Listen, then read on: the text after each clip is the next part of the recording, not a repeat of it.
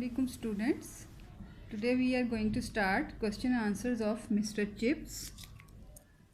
Let's start with chapter 1 question answers. You can use any book. I am using Sunshine, which I recommended you, concise. How did Chips measure his time? Like some old sea captain, Chips measured his time by the signals of the past. He lived his life according to the bells of Brookfield. किसी बूढ़े बहरी कप्तान की मानित chips जो है अपना वक़्त जो था वो माजी के इशारों की मदद से जांचता था और वो अपनी ज़िंदगी ब्रूकफील्ड के वक्त के मुताबिक गुजार रहा था. What did Chips do before sleeping? Very important question. सोने से पहले मिस्टर चिप्स क्या करते थे? Chips wound up the clock. अपनी घड़ी को चाबी देते थे. Put the wire guard in front of the fire. आग के आगे जो है वो तार लगा देते थे. Turn out the gas. Gas को बंद कर देते थे. Carried a detective novel to bed. और एक जासूसी नावल लेकर बिस्तर में चले जाते थे. Then he slept peacefully. यहाँ तक काफ़ी है. What was the name of Chips' doctor and how often did he visit Chips? Chips के डॉक्टर का नाम क्या था और कब वो उनके पास जाते थे, डॉक्टर उनके पास आते थे. The name of Chips' doctor was Merivale. He called upon Chips every fortnight.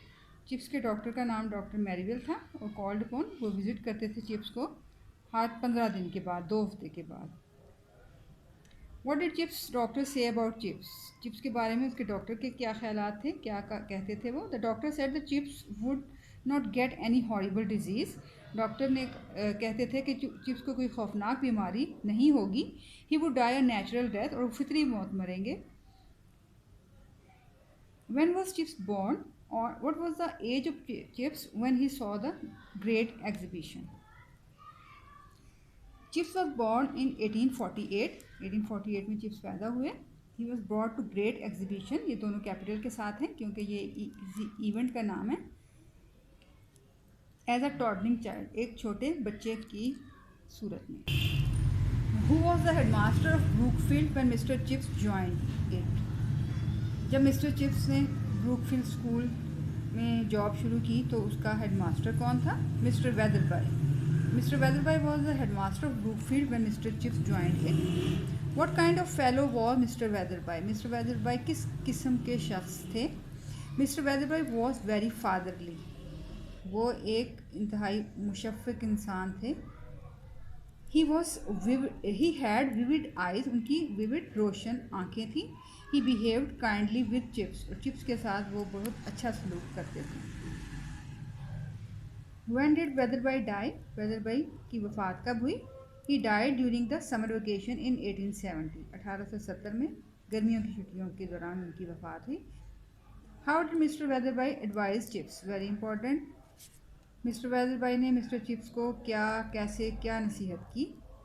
He asked Chips to give his zeal to Brookfield. उन्होंने चिप्स से कहा कि वो अपना जोश व जज्बा ज़ील जो है वो ब्रूकफील्ड स्कूल को दें. He asked him not to allow anyone to play tricks with him. उन्होंने उससे बताया कि वो किसी को भी अपने साथ छेड़खानी की इजाज़त ना दें. He asked him to keep discipline. और उसने तीसरी बात की कि डिसिप्लिन कायम रखें, नज़्म व ज़ब्त क्लास में कायम रखें.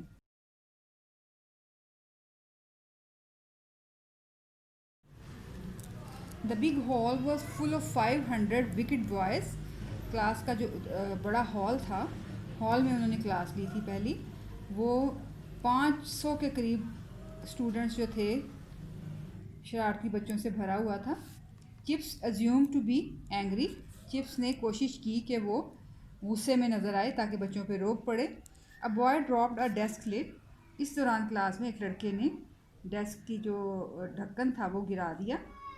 Chips punished him by giving him 100 line. Chips ने उसको सज़ा दी. किस तरह कि उसको सज़ा के तौर पे 100 लाइनें लिखने के लिए कहा.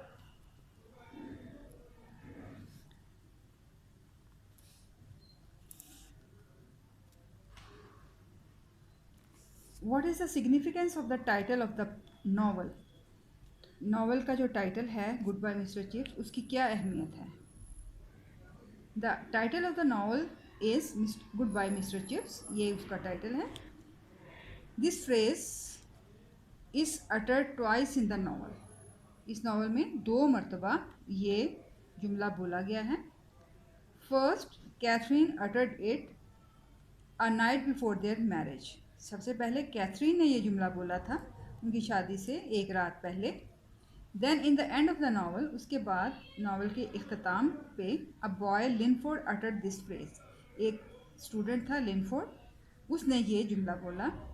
This made Chips very sad, ये सुनकर चिप्स बहुत उदास हो गया। He missed his wife so much that he died to become one with her, उसने वो अपनी बीवी को इस कदर मिस करता था कि उसके साथ मिलने के लिए वो चला गया मौत की सूरत में। So this is a suitable title of the novel. Let's come to the exercises of the novel. First chapter की एक्सरसाइज, सिनोनिम्स इन कॉन्टेक्स्ट। इसमें आपको सिनोनिम्स दिए जाएंगे, एक वर्ड को अंडरलाइन किया होगा, ये लाइन जो है वो लेसन से ली गई है, टेक्स्ट से। एक डिफ़िकल्ट वर्ड अंडरलाइन होगा और आपको 4 ऑप्शंस दी जाएंगी और उसमें आपने एग्जैक्ट ऑप्शन को पिक करना है। For example, Chips voice had a good deal of sprightliness in it. अब स्प्राइटलीनेस के लिए आपने वर्ड फाइंड करना है।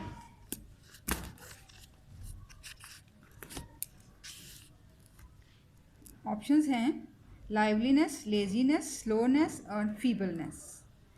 तो स्प्राइटलीनेस जो है वो लाइवलीनेस होगी, जिसमें कि तेज़ी थी, ज़िंदगी की लहर थी। Sleep came to Chips like a mystic intensifying of perception, perception को अंडरलाइन किया गया है। फन, हैप्पीनेस, सॉरो और एंड अवेयरनेस। तो mystic intensifying of perception, perception is awareness. Chips was suffering from anno domini, underline है anno domini. Options are infection, cold, old age and bronchitis. Anno domini means old age. Chips saw the great exhibition as a toddling child. toddling के लिए options हैं weeping, laughing, coughing and wobbling. तो ये तो सारे आपको known हैं। Toddler mean जो गिरता पड़ता हुआ बच्चा जो प्रॉपरली वॉक ना कर सके, सो वॉबलिंग। जी, Chips remain ragged at Melbury. Brookfield school से पहले मेलबरी में पढ़ाते थे वो, तो वहाँ पे वो किस तरह रहते थे? Ragged means anxious and tired, he was not satisfied there. A chubby little made a brilliant entry, chubby fat. It was clear that the things were so dear in Chip's memory. Queer, strange. Chips had a vivid recollection of Weatherby. Recollection, memory. Taking his first class was a tremendous ordeal for Chips. Ordeal, something heavy, trial. The boys seemed to be ready to pounce on him as their legitimate prey. To pounce, to jump, to attack. Ji,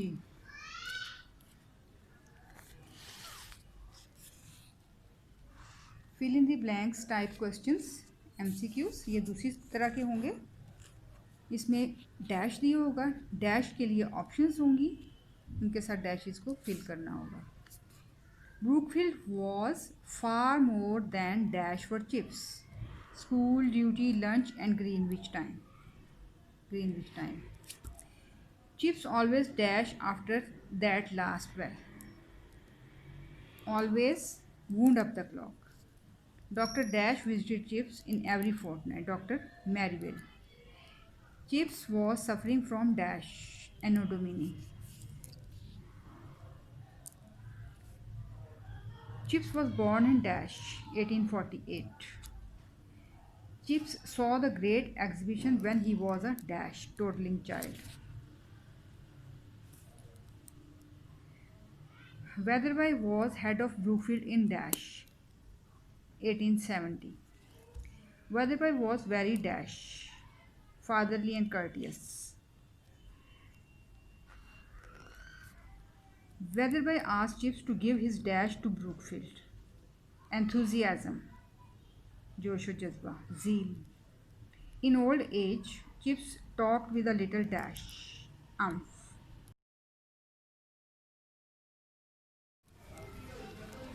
Where was Brookfield situated or how did Brookfield look?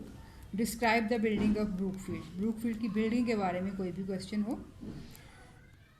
Brookfield lay behind a line of ancient elm.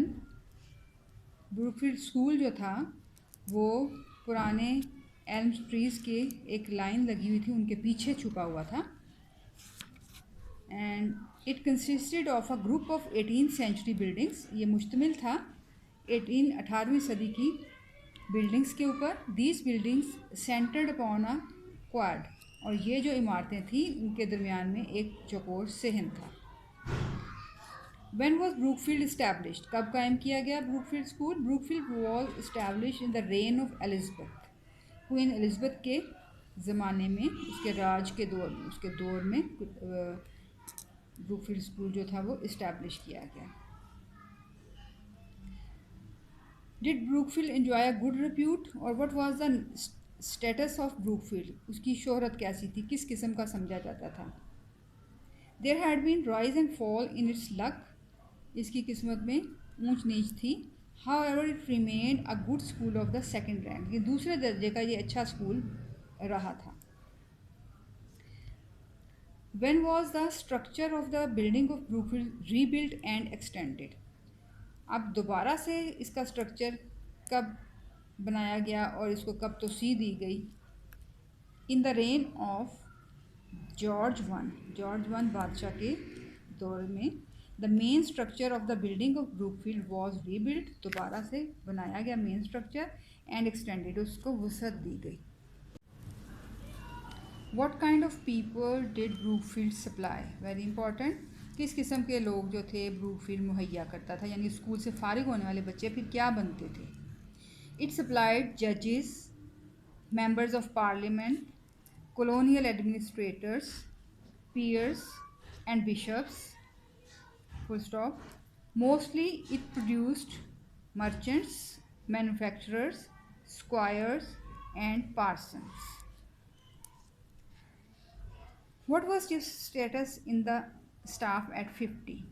50 साल की उम्र में उसका क्या रुतबा था staff में? At 50 he was the doyen of the staff. Staff का लीडर था.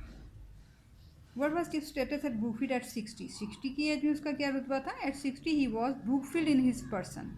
यानी अब वो खुद ही एक तरह से ब्रूकफील्ड बन चुका था. उसकी क्या जिम्मेदारियां थी, अब वो क्या काम करता था? He was the guest of honour. मेहमान खसूसी के तौर पे उसको बुलाया जाता था at old Brookfieldian dinners. He was the court of appeal in all matters. तमाम मामलात में उसको अदलिया की हैसियत हासिल थी. When did Chips retire and what was presented to him on the day of his retirement? Very important. Chips कब रिटायर हुए और रिटायरमेंट पे उनको क्या पेश किया गया? In 1913, at the age of 65, 1913 में 65 साल की उम्र में he retired. He was given a check. 3 चीज़ें दी गई. एक चेक पेश किया गया. A writing desk, टेबल, एक राइटिंग टेबल पेश की गई. And a clock, और एक clock.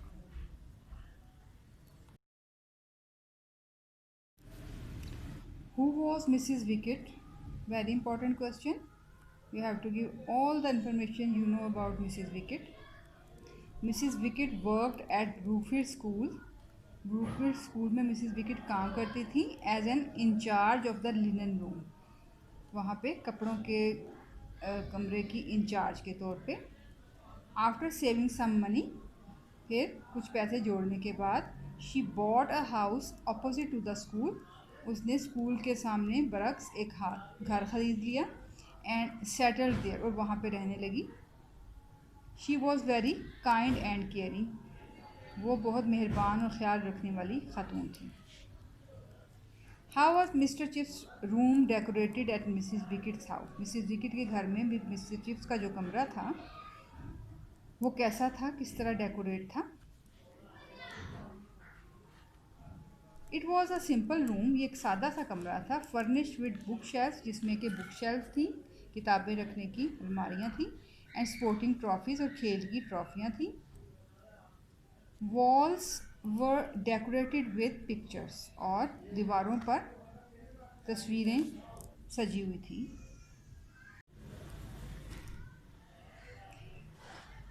With what did Chips serve the boys, students को चिप्स घर बुलाते थे तो उनको किस तरह सर्व करते थे, क्या पेश करते थे, उनकी तवाज़ो कैसे करते थे। He serve the boys with walnut cake, अखरोट के केक से उनकी तवाज़ो करते थे। विद पिंक आइसिंग, जिस पे के पिंक आइसिंग होती थी। What kind of books did mister chips have in his room, mister chips के कमरे में किस किस्म की किताबें थीं। In his room mister chips had classical books, उनके कमरे में अदबी पुरानी क्लासिकल बुक्स थी। A few books of history, कुछ तारीख की किताबें थीं। He had also got a few detective novels, उनके पास कुछ जासूसी नावल भी थे। What kind of books did chips read, किस किस्म की किताबें मिस्टर चिप्स पढ़ते थे।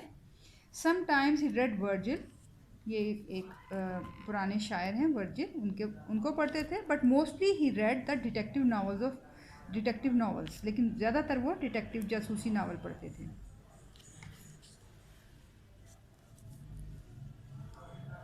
How did Chips spend his time at Mrs Wickett's house, Mrs Wickett के घर पे मिस्टर चिप्स अपना वक्त कैसे गुजारते थे। Chips spend his time in reading, talking, remembering past, drinking tea, receiving visitors, correcting the next edition of the Brookfieldian Directory, and writing his occasional letters. इस तरह वो अपना वक्त इस्तेमाल करते थे, पढ़ने में, विजिटर जो आते थे उनसे बातें करने में, अपना माजी को याद करने में, चाय पीने में, विजिटर्स मेहमानों को रिसीव करने में, और ब्रुकफील्ड की जो डायरेक्टरी थी जिसमें वो ब्रुकफील्ड स्कूल के बारे में, स्टूडेंट्स के बारे में सारी इन्फॉर्मेशन होती थी, उसका अगले एडिशन को तस्हीह करने में और कभी कभार ख़त लिखने में।